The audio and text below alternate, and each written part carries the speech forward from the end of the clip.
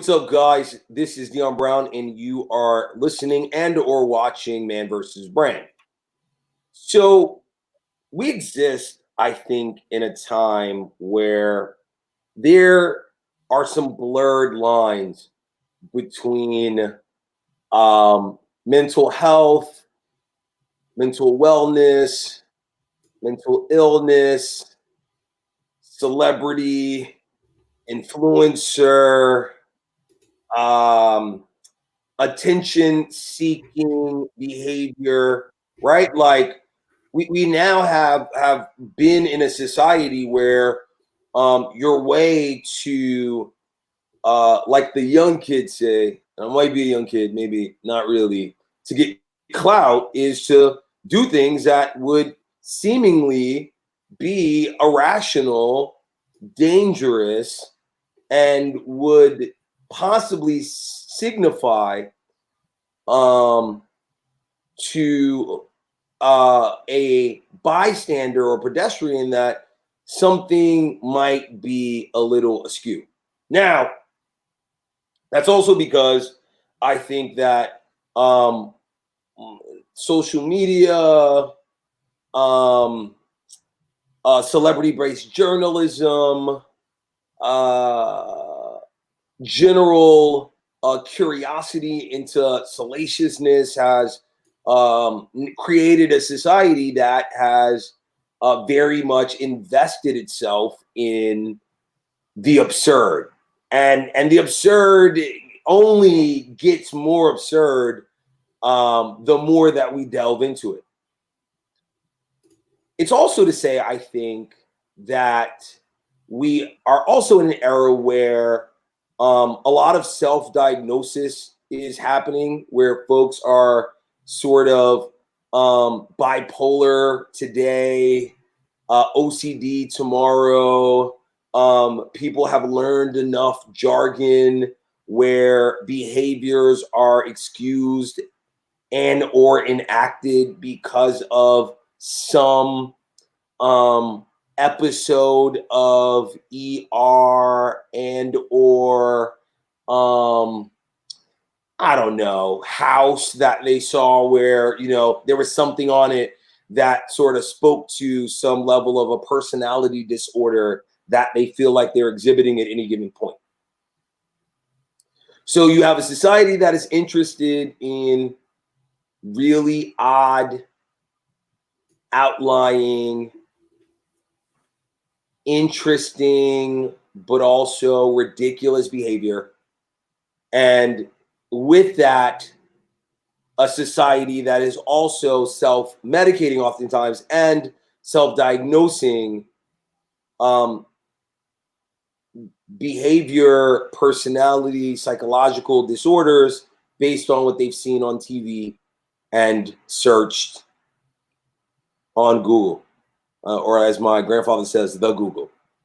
So with that, right, it calls into question at any given point, what's the litmus test? What's the decider for whether I am exhibiting mental illness or some spectrum of it or some signs of it, right? When all around me, there is self-diagnosis. There are these sort of larger than life characters doing ultimately ultra ridiculous things. How do I know if I have a problem, right? When videos and clubs are filled with discussions around marathon drinking, consuming things like Molly, how do I know if I'm addicted? How do I know if this isn't casual and on par with people my age, or if I'm in fact a part of society that needs to seek help? I don't know the answers to any of this, guys. All I know is I'm going to talk to Isaiah Cruz, and he's going to talk to us about different forms of addiction and touch on his experience with practicing and treating as a certified psychiatric nurse practitioner folks who exhibit mental illness, folks who have dealt with addiction, and hopefully he can clarify whether I am crazy, and in fact, whether you are crazy, and quite possibly whether we are the most normal people in the world because society is in fact crazy. I don't have the answers. Maybe he does, maybe he doesn't, but I think this is going to make for a great conversation. So, Isaiah, why don't you introduce yourself? Great. Thank you. Like you said, my name is Isaiah. I'm a psychiatric mental health nurse practitioner. I've been doing addiction medicine and psychiatry type stuff for about 6 years now, and started with opiate addiction, cocaine addiction, heroin addiction. Moved more recently into alcohol and pornography addiction. Now, addictions and mental health kind of coincide. It's they one leads to another, and vice versa. So that's kind of my background. And to diagnose, we're all a little crazy, right? That's just there's no such thing as normal, and that's all right.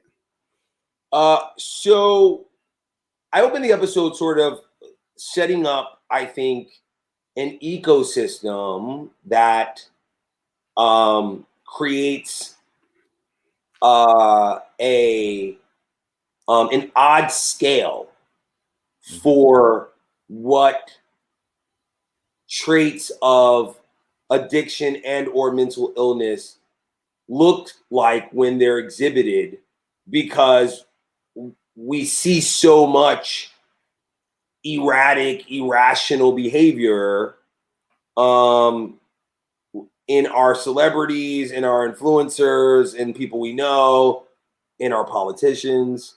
And so we don't quite, there really becomes a question of, am I overreacting? Am I in a mood where this depression is validated in some way because of the pandemic, the isolation, because of work, because of stressors? Or am I in fact exhibiting something that needs more help and more attention and more support than maybe my network can provide?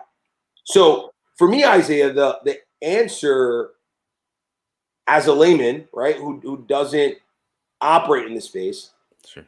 is that it's when, and this is what I've told my friends, like, right, it's the moment in which your life and daily habits are determined by these specific things, right? So the moment that depression creates a space where you can't go to work, or where it feels like it's overwhelming, or there feels like there's no one to talk to, where it feels like you're now isolated, where recreational drinking creates a space where you're consistently late to work, or you're laid off from jobs, or it's disruptive to your friendships, and so your daily life is now starting to change because of this thing. I also know that there's high functioning addictions and high functioning, I would imagine, people with some level of personality disorder. So how do we know in an era where so much of the world is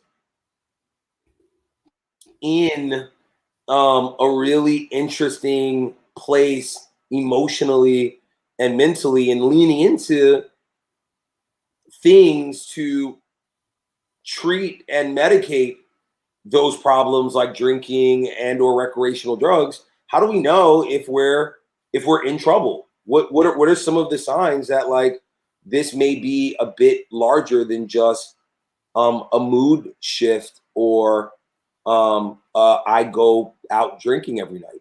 Sure. No, you brought up some good points because everyone is a little bit bipolar, right? Good days and bad days, good weeks and bad weeks. That's what makes us human. to feel the high of life, just enjoying yourself, and then the lows of life. That's what makes that's normal.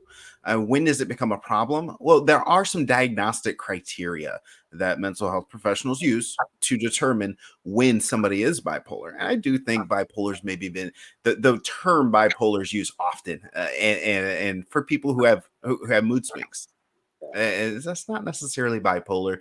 Um, And it feels and unfair slightly to people who actually suffer from bipolar disorder when people are that just is kind of throwing around the term bipolar that to is just true. describe a mood swing. It feels a little reductive, Sure. like to me, right? Like when I hear like friends or just people be like, oh, that person's bipolar, and it's like, well, are they?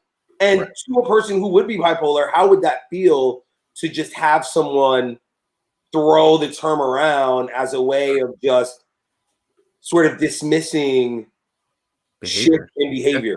Yeah, that is. It is often used as an excuse, and even in the medical field, bipolar's kind of been overdiagnosed, similar to ADHD. There's been a little bit of overdiagnosing, and if you've ever met a true bipolar person, you'll see a difference. Bipolar is typically a manic phase is marked by at least 5 days of continual hyperactivity where you sleep none at all or only a couple hours, Yeah. and you're just up constantly, full of energy, starting to engage in risky behavior, impaired judgment.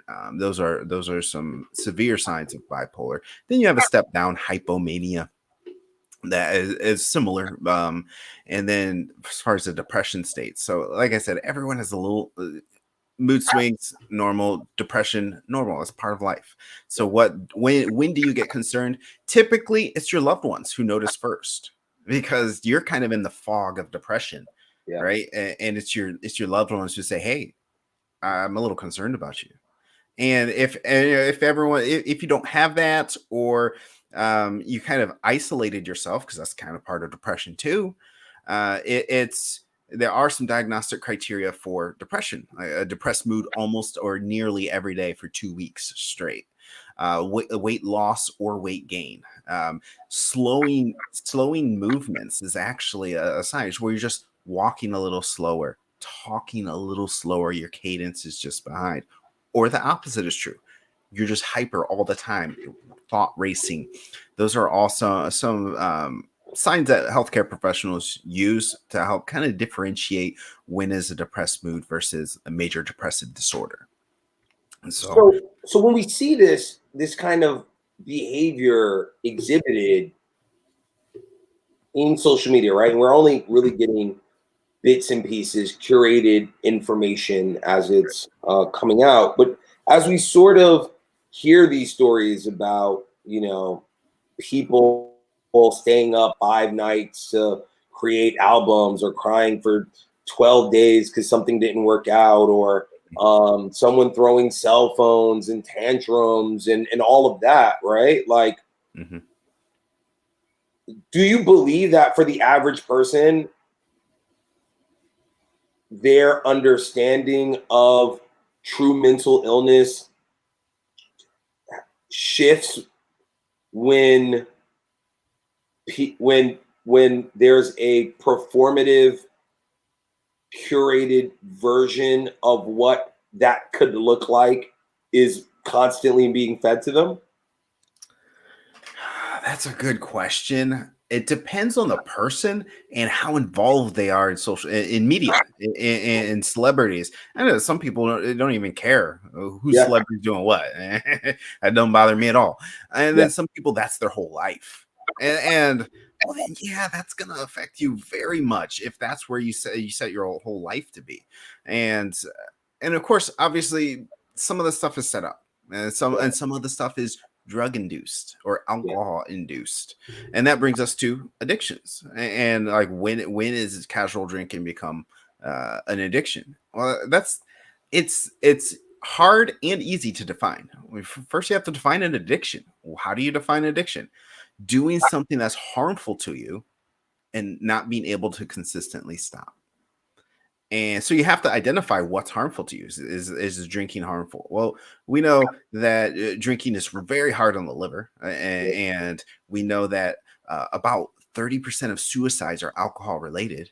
So we know that there's a correlation between that there, and then obviously drinking and driving, drinking and disruption in relationships. You're more emotionally volatile, and that hurts your loved ones.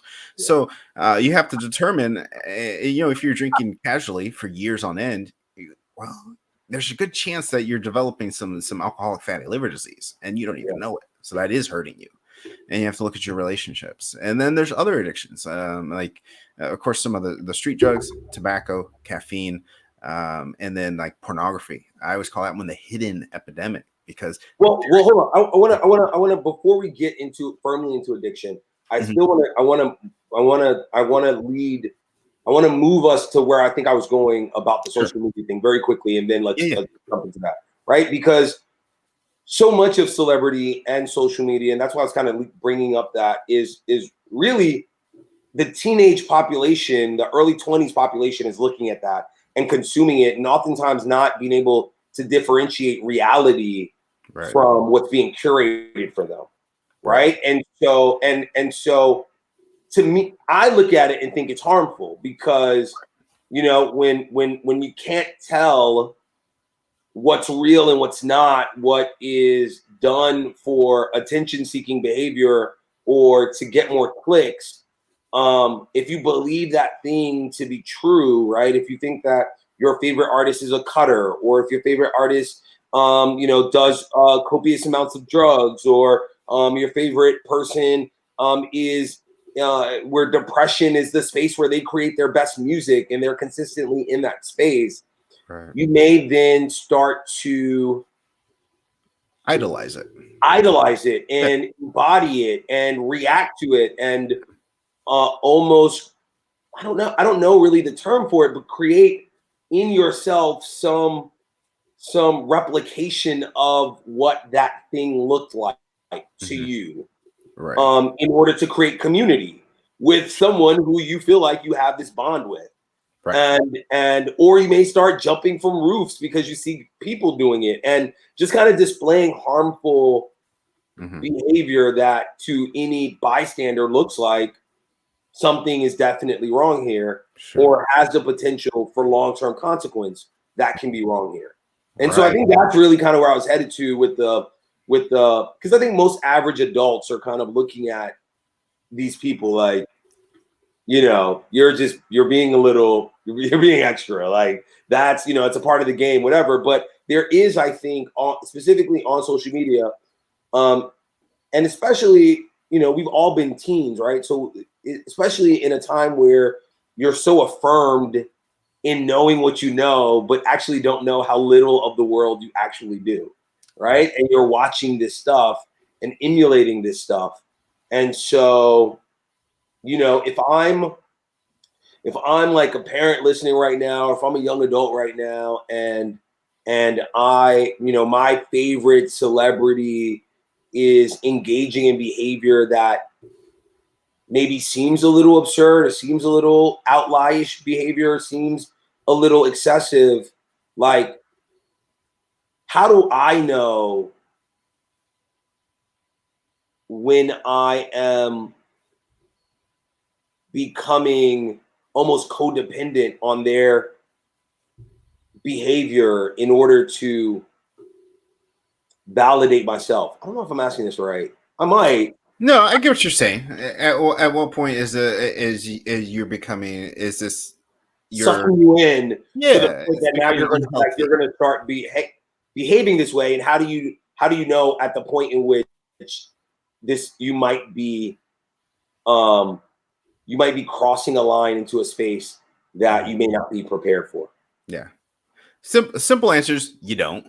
It's gonna be depend on variables, but ultimately you want to look for, is this going to be harmful for me, and what are the consequences to each decision? This is really nothing new. I mean, 20 years ago it was what, the grunge phase, and everybody would relate to that, and then and the people relate to these celebrities for a reason, because they see something in that reminds them of themselves, so they attach to that. And people do take that too far, but in a little bit of a way that's healthy. It's given them a person a way to express themselves. Yeah. And some people love the love songs or the depressive songs or or the I don't care about the world songs, because that's kind of what they're feeling at the time, and it's giving them words to their emotions. So it's not necessarily a bad thing, but it can be taken to the extreme to where it's harmful. Yeah, we'll shift from this. I just think that now more than ever, I think that it feels like performative, attention-seeking mental illness replicating behavior happening, like fights, like random just fights, random, I took 15 pills and I wanted to die, but now I'm fine in order to get more likes. And there's also this vulnerable population that thinks like, okay, this taking 15 pills mean that people are going to appreciate me more, right? There's this visual glorification of suicide, right? Where, people are imitating taking their own lives, right? And at what point does one who hasn't lived long enough to really understand the repercussions of something like suicide really start to place all of this information that's being fed to them, right? All this visual stimulus, right? Visual and audio stimulus that's being fed to them. Like, how do they process all that when your brain is still, in fact, processing, right? And so it's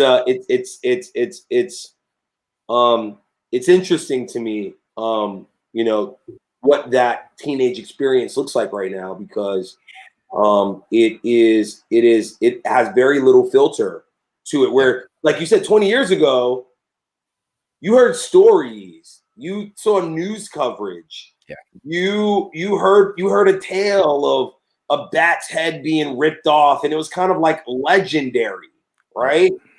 Now it's kind of commonplace. Sure. It's like, oh, I was watching a video where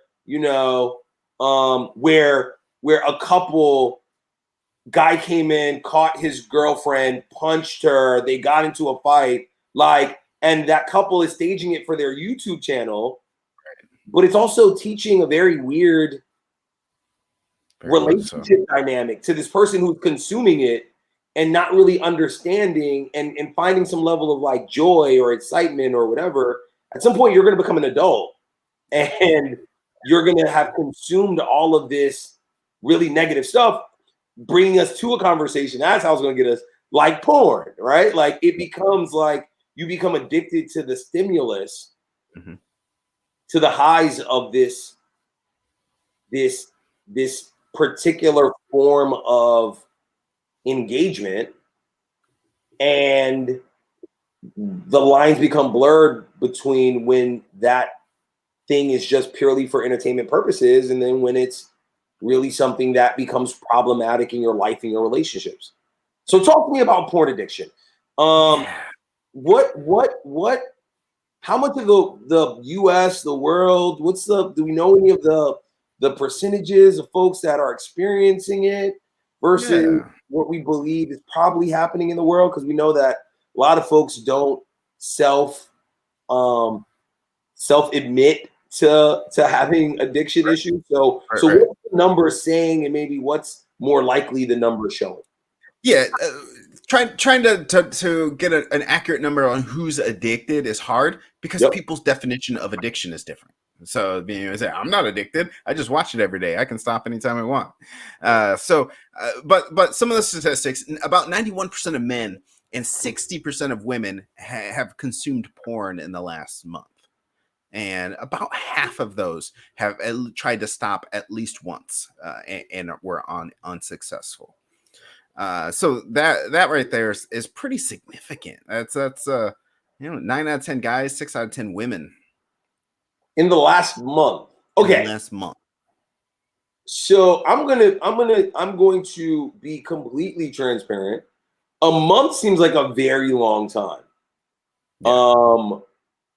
In my friendships and knowing people, I think that's probably accurate. 2 to 3 times a week is probably more accurate. Like, people are consuming some form of what they would consider to be um, porn or porn related 2 to 3 times a week.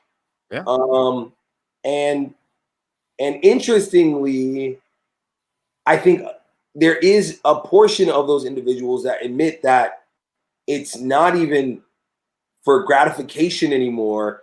It's just become a part of their ritual. Like, Their habit. They're yeah, bored. Yeah. like Friday night before I go out, Yeah. right? It's almost like sort of being a casual drinker. It's like I don't really need to, but it takes the edge off, and therefore I engage in porn. So like if the span of time is a month, then when are you entering into a a zone where you might actually need help? Is it when you can't stop and it's taking over your thoughts? Is it when you're watching it in inappropriate places? That, That is true. or I don't know. I don't really have on that. So I'm asking you, Yeah. like, Yeah, what's those are the zone? good things. So weekly, about 85% of men have access porn weekly. So that kind of breaks it down a little sooner. But when is porn a problem? That's a huge question I get all the time. How do I know if I have an addiction? And so it goes back, like I said, defining addiction. Doing something that's harmful to you and not being able to consistently stop. So you have to decide, when is porn harmful to me? And so there's several different objective factors we use. Is it when you are watching it at work? About 20% of men admit to watching porn at work. That's pretty decent. That's kind of to be expected. If I were to guess, that's probably what I would have guessed. But I've there's different ways to decide if porn is harmful to you.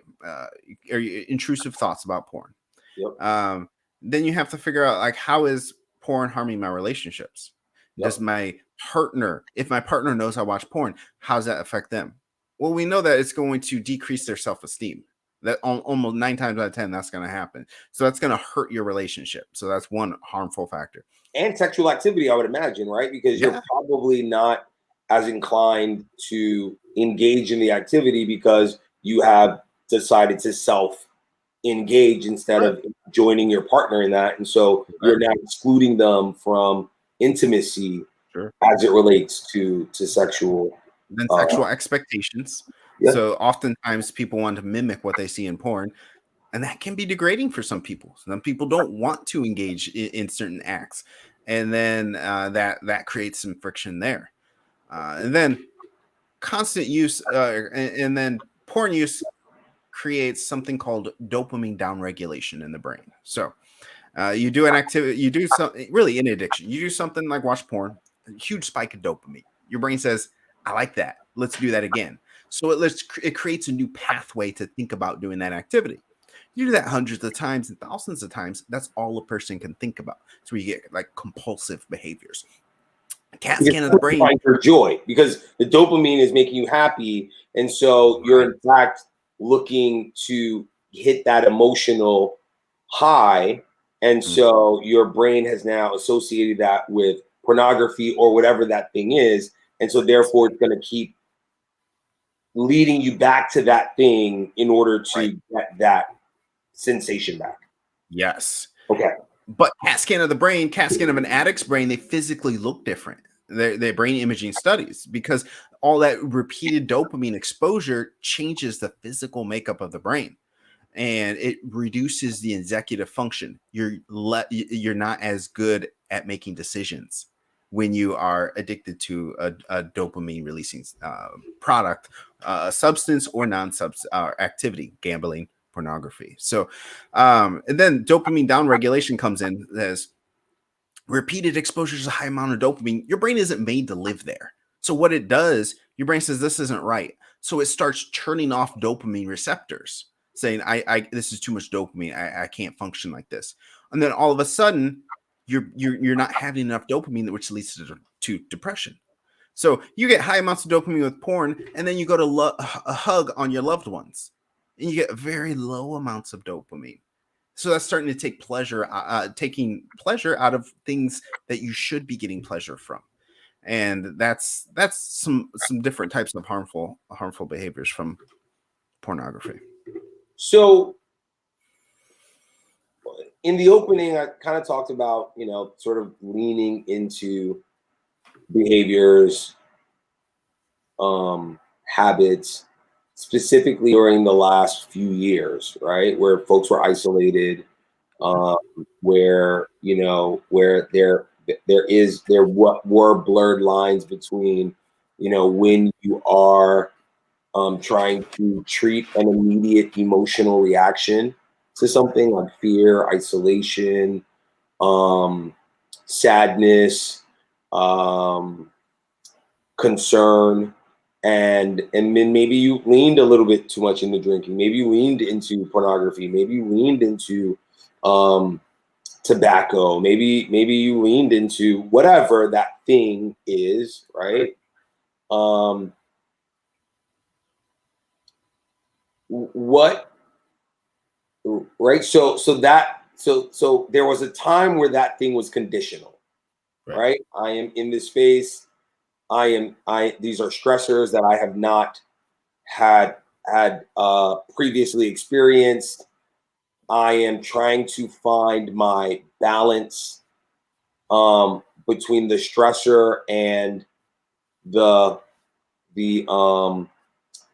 and the solution for it, the temporary solution. And I remember specifically during the true heavier parts of the pandemic years, getting access to therapy was tough.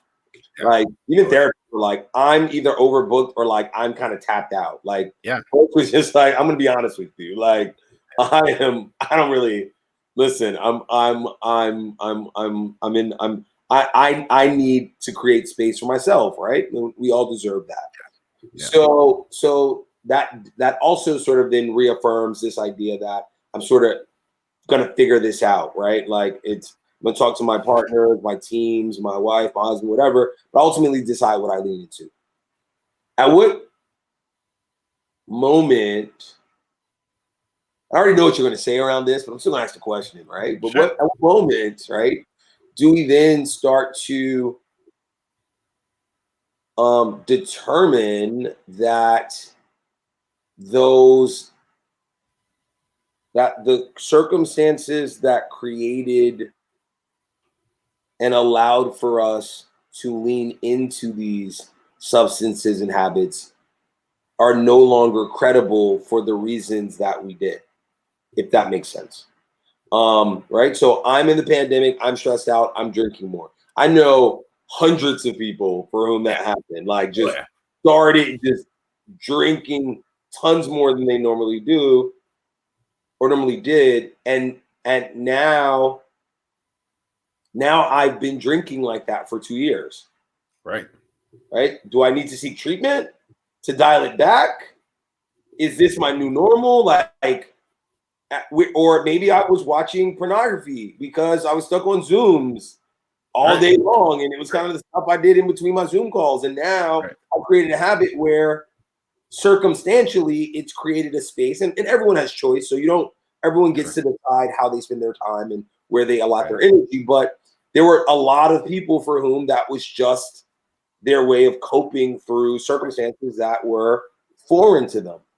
So at what point do you know, like, I need help because this is no longer sustainable, or I guess this is how I'm just going to live because in essence, it's not really disruptive and it doesn't feel harming because the thing that I was getting some level of distance from was the harmful thing, right? So I was afraid of COVID. I was bored from work. I was isolated. So that thing was harmful. This thing was the solution. How do I then determine that now this thing is harmful? Because that thing is no longer as much of a prevalent threat as it was at the moment. Yeah, I get it. So when do you seek treatment? If you try to stop on your own and you failed, or you realize it's harmful, and if you just say, you know what, it's not that harmful, watching porn 3 times a week, no big deal. Like That's fine. I'm not here to judge anybody or tell somebody if porn's right or porn's wrong. That's not my job. Sure. But there are some objective clues to look for. We know the medical dangers of consuming alcohol. You get on the CDC, you can find how many drinks a man should drink, how many drinks a woman should drink before it's considered excess.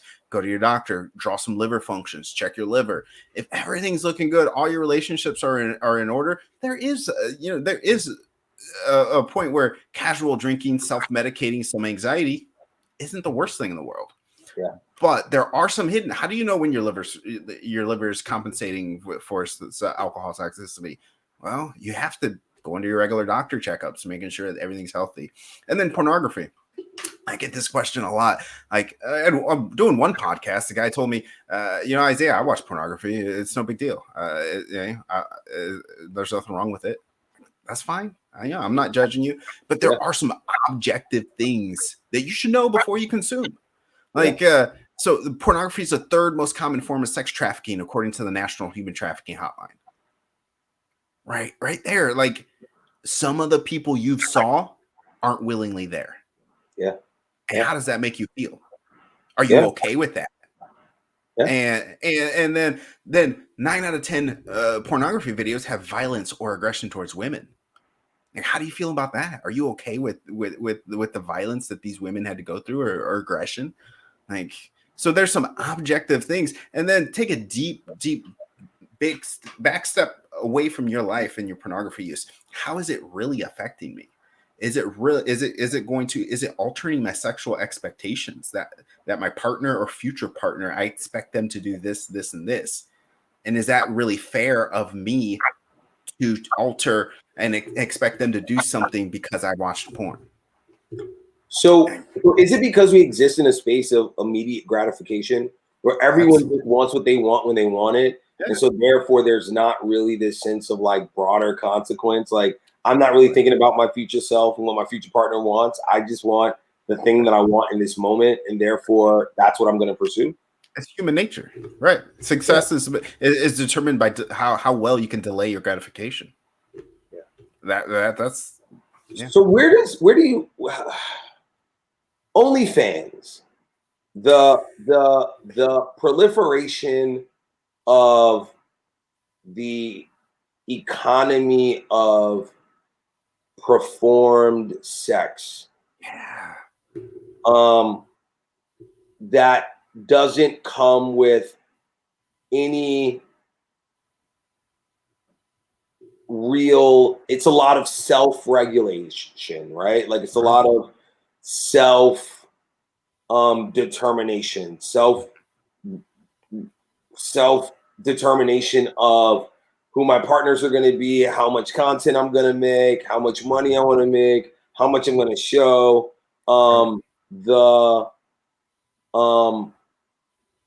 It has now, and I'm speaking to your human trafficking thing, is now almost that people are self-opting to exploit themselves, right? And it hasn't been around long enough for there to be, I think, enough data around what that does to individuals in their later life, right? Is that thing weaponized against them? Does it allow for healthy relationships? But there's a ton of people that are out here, especially young people that and listen, not the ones that are making the $100,000, whatever, just out here on TikToks, Twitters, OnlyFans, mimicking this sort of over-sexualized as a way of gaining attention and or financial resources and money, economy. And what is that? What does that say about what the future of porn looks like? Because now porn isn't as clean as XXX.com or whatever. It's now you're 3 clicks away from Twitter from like from a whole sort of, this thing has privacy on it, or your child, your 24-year-old son can be making content and is now calling themselves a content creator and sort of justifying it as earning money independently or following entrepreneurship. So how's that now play into this porn conversation? Because it feels like there's a shift in the acceptability of it and the access of amateurs to create and proliferate porn activity. Yeah, I heard two different questions there. One about the OnlyFans, and two about how it's going to affect porn, and like the OnlyFans in regards to like the harmful effects. You mentioned OnlyFans hasn't been around long enough to see long-term certain results. I would argue prostitution is almost the oldest career ever. Right? It was back thousands of years ago, and that's what this is in a different form. It's sex for money, right? That's prostitution. Now you're choosing that. Some people choose that. That's fine. Again, I ain't gonna judge, but OnlyFans is like prostitution without the immediate harmful effects.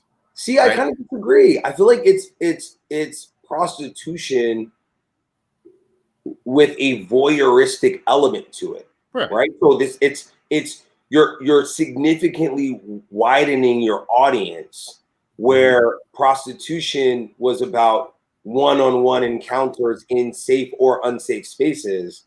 This is about the broadcasting and proliferation of a sexual activity that is now no longer just you and an individual, and there's not a level of criminality to it. It's now like, no, like, you're not a prostitute. Prostitutes go to jail.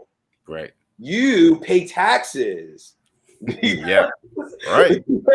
Because you are an entrepreneur. Right. You're actually not a prostitute. So don't feel bad about don't feel bad, but you're like, I don't think that the people that are doing it are even thinking of themselves as prostitutes. Right. They're thinking about themselves as tax-paying entrepreneurs and that are doing entertainment. And so that becomes because I agree with you that it does lean into that space, but the reality is that it's consumed and branded as sex positive entrepreneurial work. Right. I mean, what, prostitution is legal in Las Vegas, correct? Yeah, but that's like bunny ranches. This is like everywhere. Right. I mean, maybe prostitution might be a little leap. Maybe like a exotic dancer is similar to that. Like, right? Yeah. I mean, you're performing for people, correct? Yeah. So yeah, you have to look at the harmful psychological effects. Is this really who you want to be as a person? And that goes for the person creating and for the person viewing, right? Yeah. Is this really who you want to be? Are you proud to say that you go to OnlyFans, right? If you have kids, are you going to tell, are you proud to say what your kids know that you went there? Like, and some people, the answer is yeah, and that's fine. But then how is OnlyFans playing into porn? That's really to be determined. My one thought is that's only going to push porn industry further and further, because you're always looking to outdo the last person. And with OnlyFans, with professional porn studios, they're going to push that boundary even harder now because they have more competition. Yeah. And then you have the whole AI and virtual. You have like a AI robo sex, robotic sex, and then virtual reality sex that plays a role into, that's up and coming in regards to pornography as well. And you also, I think, have like safety practices, right, where studios tend to have more rigorous safety practices, age limitations, where when you're engaged in self-selection around how you're going to engage, right? Then Right. to me also, it's also like the attention seeking part, right? So when we talk about things like depression or getting highs and lows, right? Like I put out a video, I get this high, but Absolutely. this may not actually be the embodiment of my real life, Right. right? And so now I need to put out more and more of that content, Hmm. right? It's very similar to social media, right? I Absolutely. need affirmations Right. and subscribers in that, and I might end up in a really Yeah. bad space. Or it changes who you are. Yeah, You create yeah, content that is not really who you are. Well, after a while, you try to embody that even more and to become something that you're not in order to feel that affirmation. Yeah, right. that's a hard place to be. Yeah, yeah, it is, man. It definitely is. I think that um again, like I in thinking about this episode, right? Like there was a part of me that like a lot of it felt adult, but then a lot of it felt like adult things are being perpetuated to younger minds, right? And Mhm. so how do we get in front of the person before they are in a space where they're now in trouble, Right. when so much of this is performed for them, right? OnlyFans is like, all you need is a credit card to subscribe, right? All you need to be is like 18 to join, right?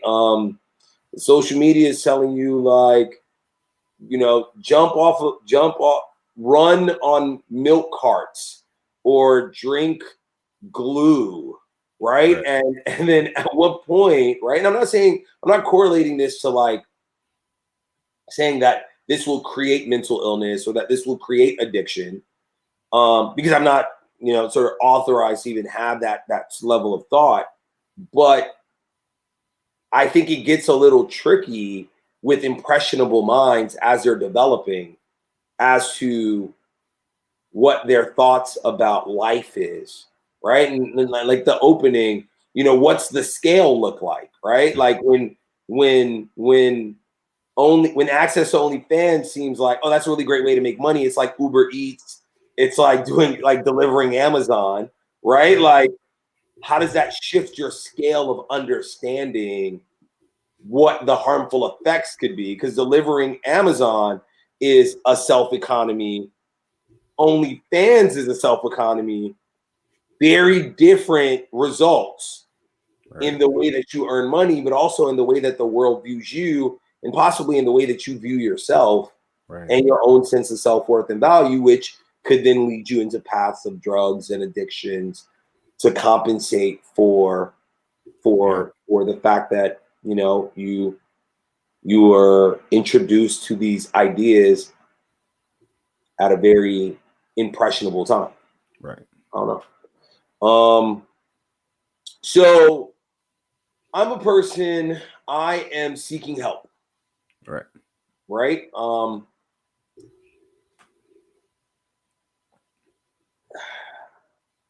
Like you live in New York, right? Do you live in New York?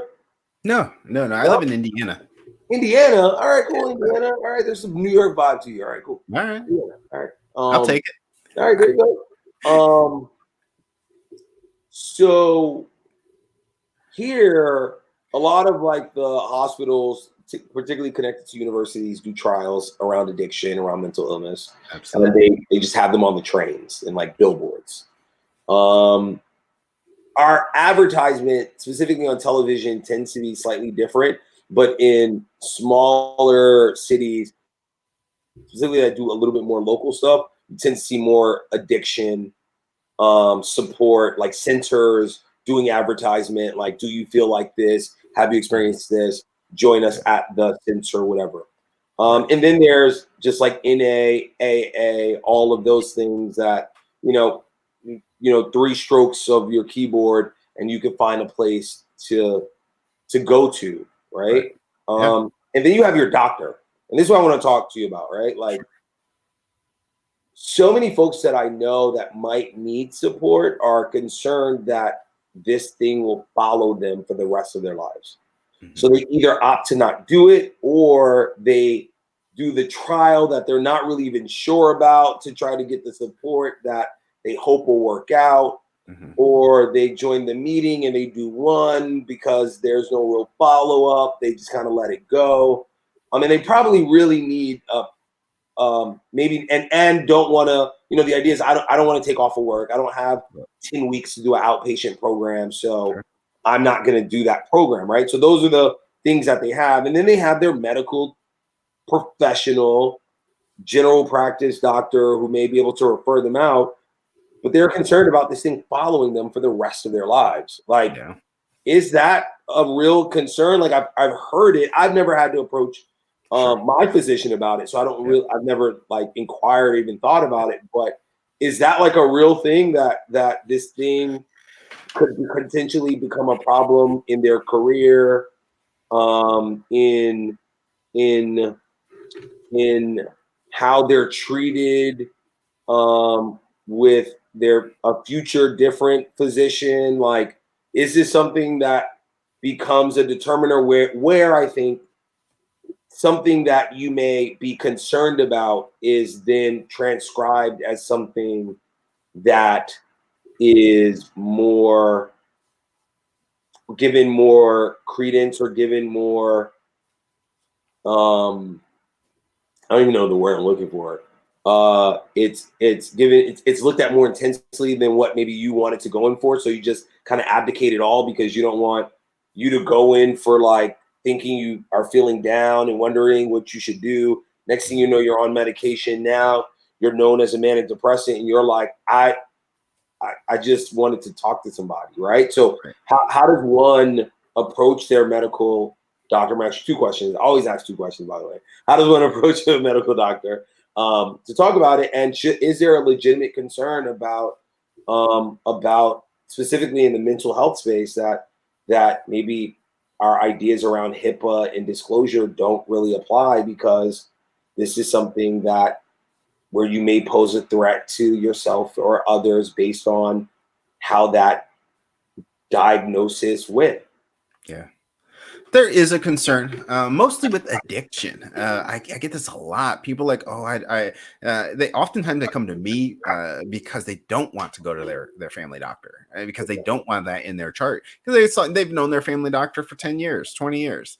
Yeah. So there is a little bit of a concern there. But if it's to the point where you mentioned like that something has to be reported, that person needs help, and Yeah. there's that at that point everything goes out the window. Your health and safety is above everything, and it doesn't matter.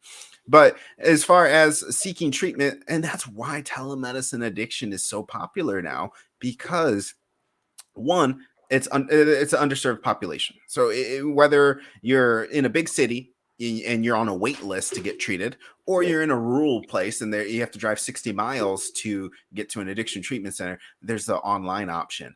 And then with that online option, because there are some reportings that people do in their chart. You go to your chart, your family doctor, it's in your chart. But if you go to a telemedicine agency, it's a little harder for your doctor to find that. Not to Yeah. say it won't ever find it, Yeah. because it's out there. So somebody can scrape and find it. But it is a concern that a lot of people have.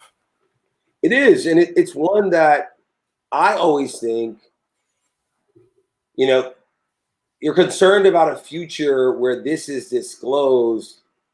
The real concern should be the present, where your future is at risk because this thing is Right. going unaddressed, right? So it's Right. like we're considering a future that may not even be applicable if this thing isn't reeled Right. in. Right. I was also going to say, as a New Yorker, Yeah. we it is not uncommon to go out drinking every night, as just culturally, like literally, it's like drinks for work, drinks with friends, drinks with Yeah. family, drinks with people that are out of town. Like, it's not uncommon to be in a space and see people do recreational drugs and just be like, that's kind of what they do. And it doesn't ever feel like it's consequence, right? Right. Um, and then it's interesting because there's also like an almost value system around it, right? Like, you do these things and it's safe and acceptable. But you do these things and you have a problem, Right. right? It's a fine line to walk, especially because like if you don't drink, then that draws more red flags. Like what? Are you sober? You're in recovery. Oh, we can't drink around you. We can't talk about it. Alcohol around. But yeah, if you drink too much, then you're you're an you have to alcoholic drink and you can't just be the around. right amount. Exactly, right? It's Yes. always like, it's like, oh, you can, you can do Xanax to like take the edge off, right? But then the moment that that you're like drinking and doing it, now everyone's like, oh my god, you drink and take prescription medication. And it's like, no, the person's always been taking prescription medication. Now they're drinking. Our conversation needs to be, when are these two things happening and are they leaning into each other, right? But there's almost these kind of like judgment calls on when something presents itself as being problematic or not. Right. And so how do I as an individual navigate when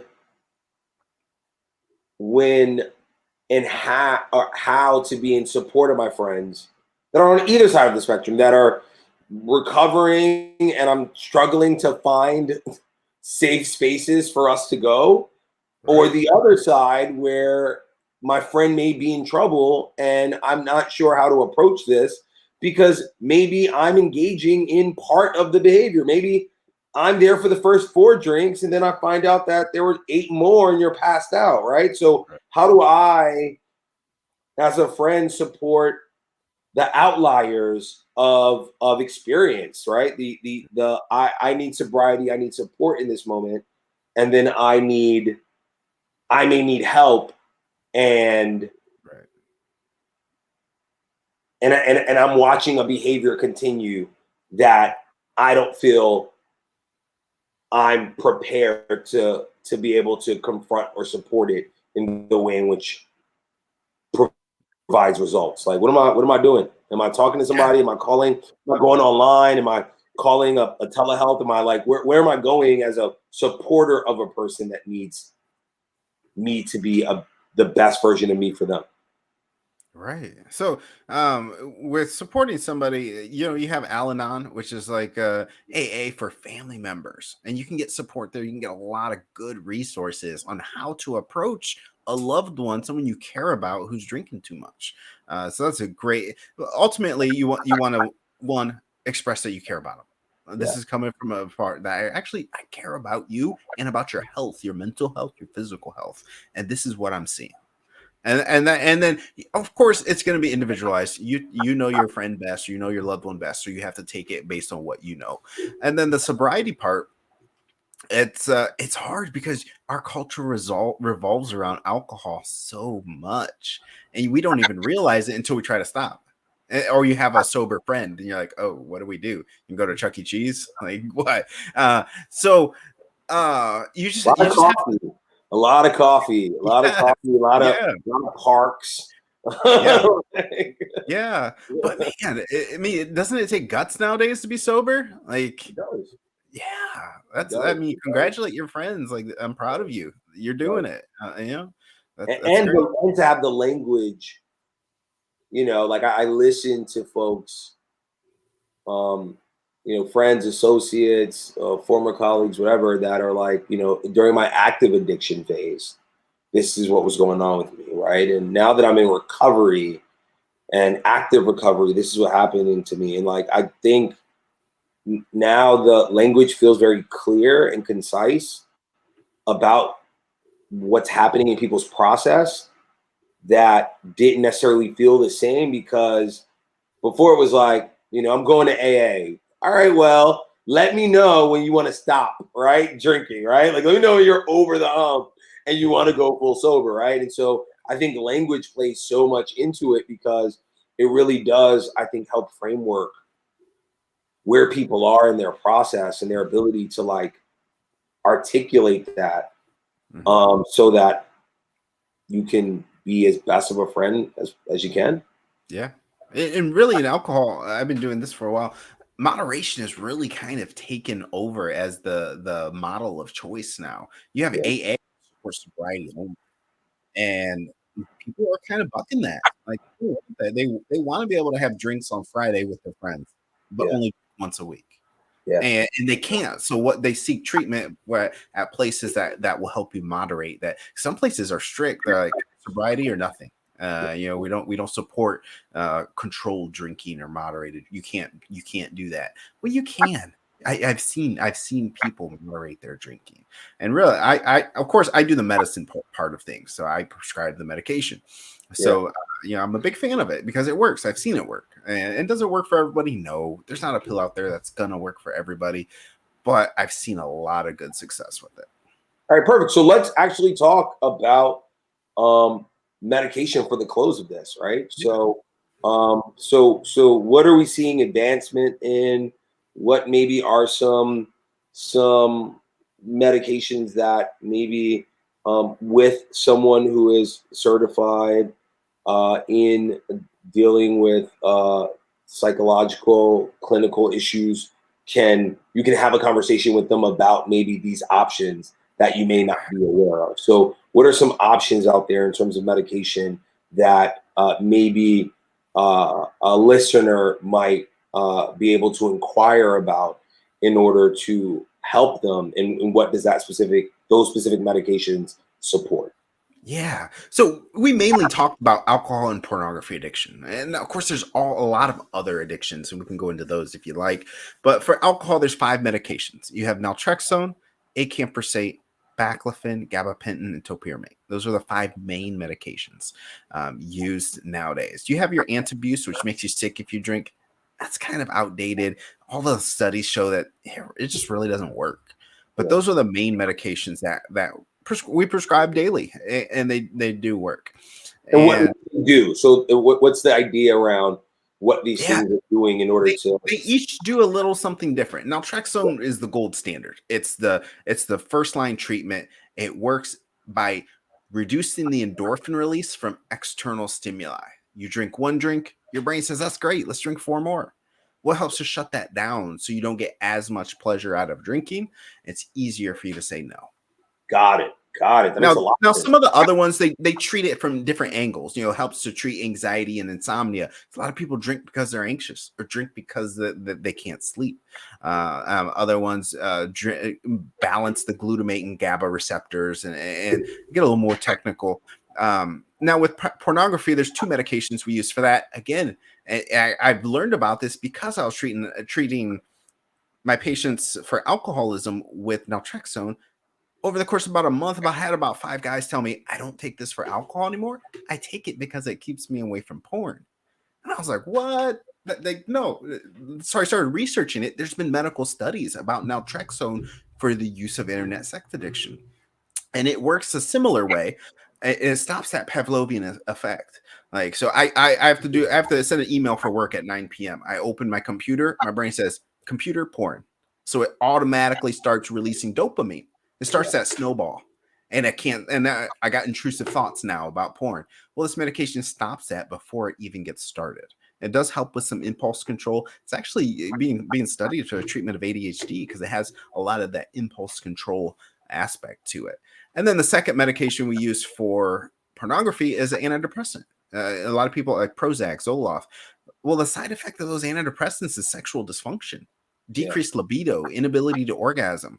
Well, so we took that, and I'm not the person who invented this. There's been yeah, studies done on antidepressants for the use of sex addiction treatment, yeah, and it decreases the libido, and it's just your intrusive thoughts about sex and about porn are decreased. Now, so obviously the fan favorite is naltrexone for porn treatment because it doesn't really affect your libido. Now, if you're yeah. single, not sexually active, and you feel you have a porn problem and you want to get on an antidepressant to decrease your libido, great, that's fine. But naltrexone is really the gold standard for both of those. So I would be remiss not to ask, like, why this in the last 6 years for you? Like, what became the determinant for you saying, I want to help people, and I want to help people in this space? Yeah. So I kind of fell into the opiate addiction. I became board certified in family practice first, and I did do my family practice training. And I was like, that's way too much. I don't really like the family practice. I need a subspecialty. I saw a job opening for opiate addiction, and I thought about it. I was like, you know what? That is exactly what I want, because there's an opiate epidemic. I don't want to. Going down, and this is like some of the worst overdoses we've ever seen. Going down in history, I want to look back and know that I was a part of the solution, not a part of the problem. So I hopped on that bus with opiate, kind of transitioned to alcohol and pornography. Pornography really hit me because I have 4 daughters, and I'm So you don't you know, watch porn.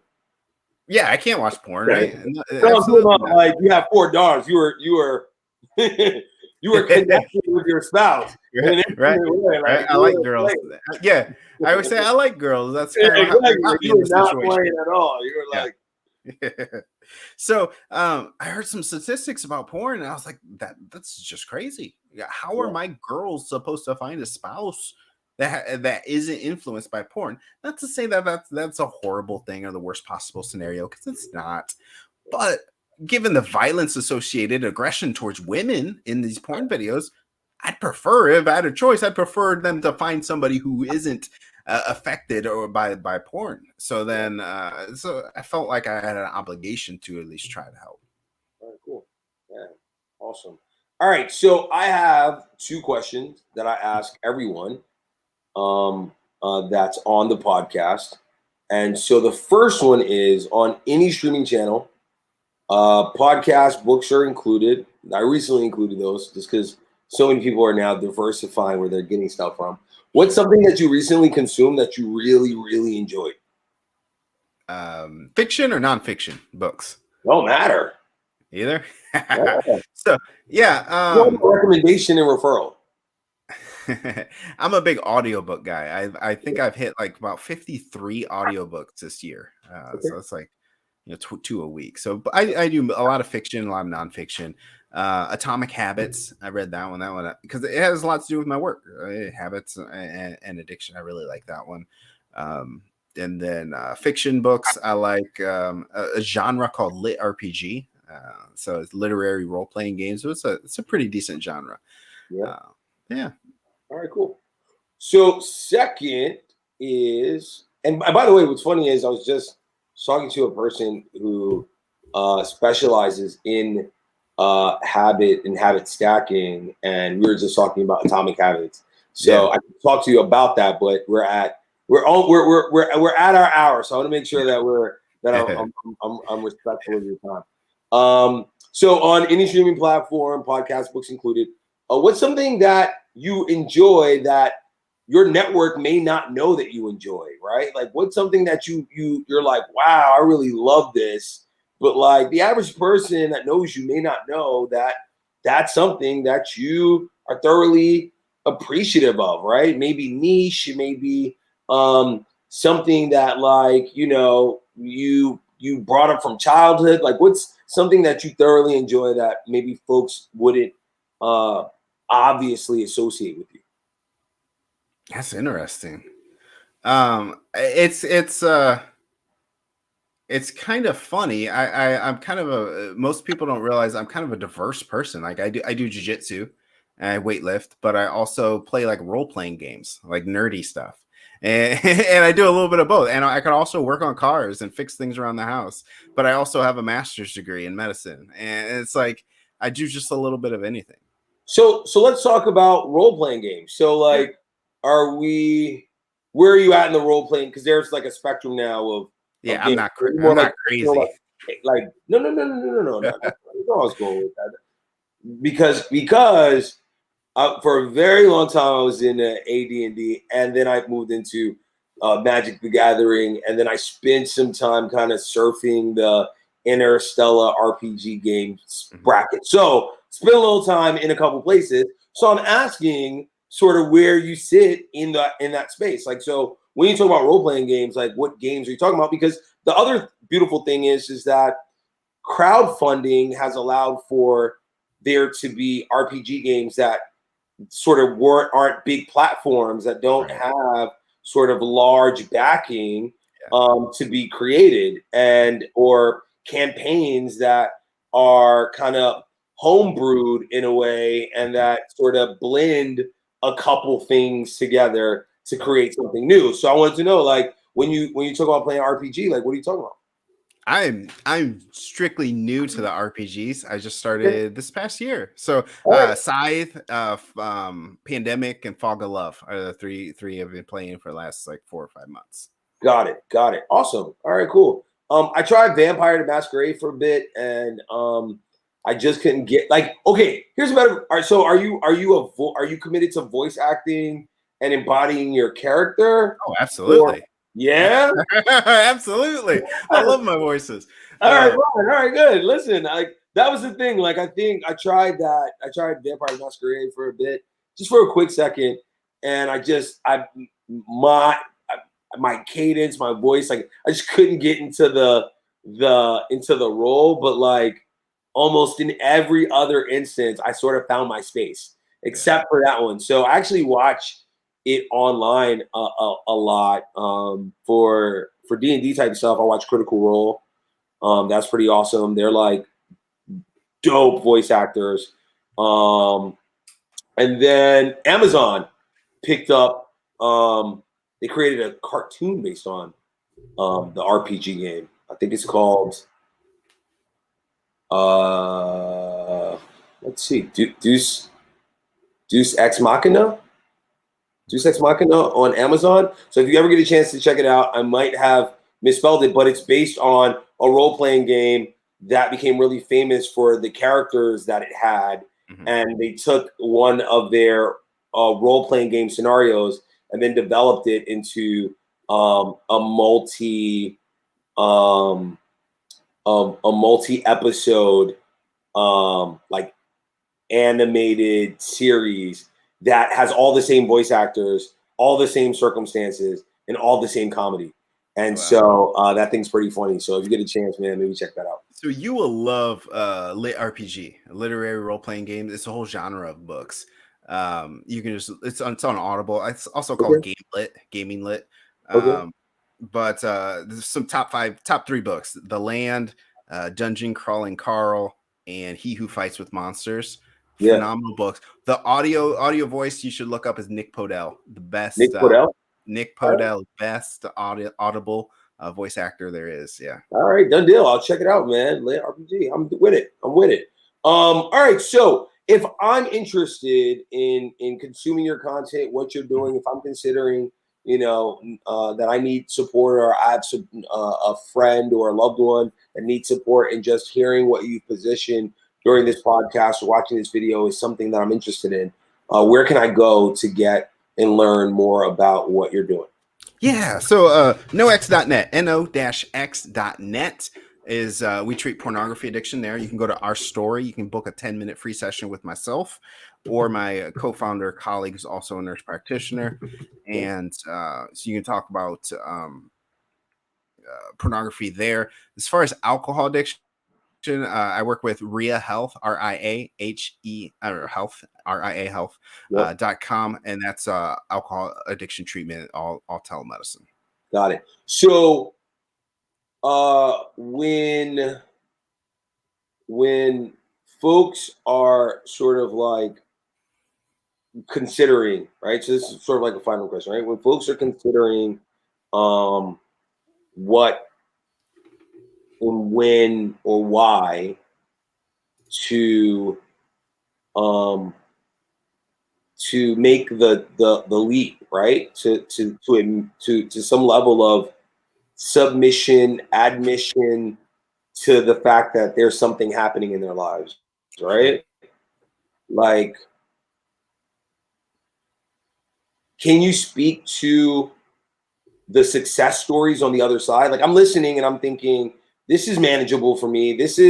I'm going to be okay, right? Can you speak to, like, and nothing specific, but just what the other side for them could actually look like if they journey into a space where they're going to be supported and helped through this process.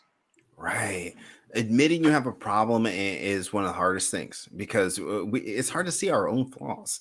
So with alcohol, I've heard the story about the pandemic increasing your alcohol intake 1,000 times. You're not alone. And we have a roadmap to get you to your destination. Is this who you really want to be? How is this harming me? Who's looking up to me and seeing how much I drink? Do I want them? Do I want to be this person? How's this? Am I taking years off my life with the alcohol and the pornography? Who am I hurting? I don't even know about. These actors and actresses who aren't willingly there. Is this who I want to be? I've talked to a patient with pornography. You think of a pornography addict all day, every day, right? Well, he was a religious guy, watched porn like 2 or 3 times a year, and then would hate himself, feel like a hypocrite because he'd go to church and just and he did this for like 10 years before he sought treatment, and then finally sought treatment, got the support he needed, and he's doing great. So there's you're not alone. There's success stories, and there is a roadmap to get you to where you want to go. You just have to lean on people who've been there. Absolutely, man. Listen, guys, I want to thank Isaiah for being here on the episode. Specifically, I want to add my 2 cents before closing this out. There is no shame in getting help, right? Like some of the hardest and bravest work is in fact getting help. It is so much easier to stay at our least accountable selves, right? And know that there is a space and a universe where we are functioning without the guilt, without the compulsion of what we're facing right now. And if you could give yourself an opportunity to choose an alternate way of being, then you owe it to yourself. Maybe not your family, maybe not your friends, owe it to yourself and those who rely on you to live the longest life possible to give it a shot. Mm-hmm. Give it 2 shots. Give it 3 shots. Like dating, not everything's going to be a fit. Yeah. And so find your fit, find someone, an organization to support you. Reach out to Isaiah, reach out to some support networks. The most important thing I think we can all agree is that the person get help for what the addiction is. And I hope that if you're listening and you're in that space or you know someone in that space, that you advocate for them, you love them, and you support them through what they're going through now into getting help. And that's it.